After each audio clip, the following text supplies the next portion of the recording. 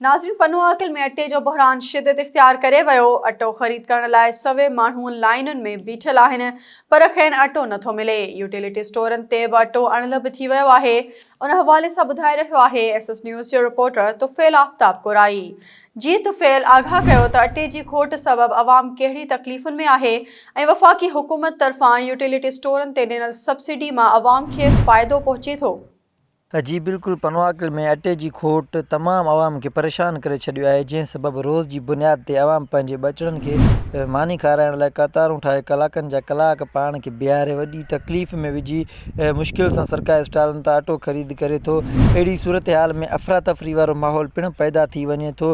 ॿिए तरफ़ हुकूमत जे तरफ़ां यूटिलिटी ते पिणु अटो सस्ते क़ीमत ते मुहैया करण जो ऐलान कयो वियो, पर पनुआकिल जे भिलार रोड, छावनी रोड ऐं गरीबाबाद में वाक़िअ यूटिलिटी स्टोरनि जी इंतिज़ामिया ग़रीबनि खे अटो ॾियण बदिरां गाइब करे छॾे थी।